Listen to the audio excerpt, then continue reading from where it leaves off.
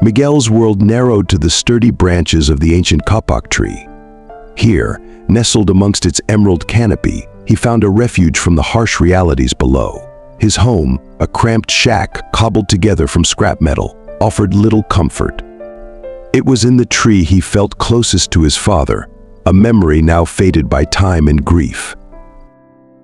His father, a skilled woodcarver, used to sit beneath this very tree, his nimble fingers transforming blocks of wood into fantastical creatures. He'd perch Miguel on his lap, pointing out the hidden shapes within the wood grain. After his father succumbed to a sudden illness, Miguel sought solace in the tree, a silent tribute to the man who instilled in him a love for nature and a sharp eye for detail. One sun-drenched afternoon, while sketching a curious beetle on a discarded scrap of paper, Miguel noticed a commotion below. A group of children, dressed in brightly colored uniforms, stopped by their shack, their laughter echoing in the dusty street. They were from the prestigious art academy across town, a place Miguel could only dream of attending. Dejected, he crumpled his drawing and tossed it down. A gust of wind snatched it, swirling it skyward before depositing it right at the feet of the curious children. A girl with eyes as bright as the midday sun picked it up.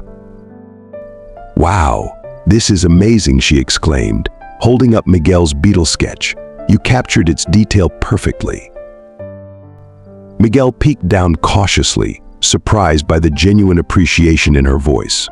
Her classmates gathered around, their initial amusement replaced by genuine interest. Soon, Miguel found himself scrambling down the tree, self-consciously explaining his drawing technique. The girl, whose name was Isabella, introduced herself and her friends.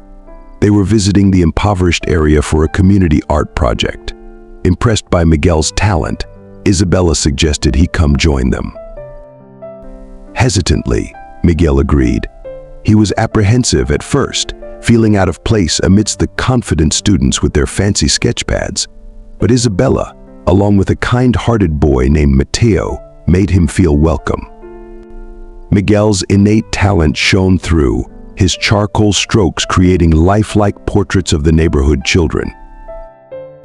As the project progressed, Miguel learned not just about art techniques, but also about the world beyond his tree. He saw hope in the vibrant murals painted on dilapidated walls, stories of resilience blooming in forgotten corners. He even saw a reflection of his own father's spirit in the passionate strokes of a local street artist. The day the project ended, Isabella surprised Miguel with an invitation. The Art Academy, impressed by his talent, was offering him a scholarship. Miguel, overwhelmed by a mixture of shock and joy, could only stammer his gratitude.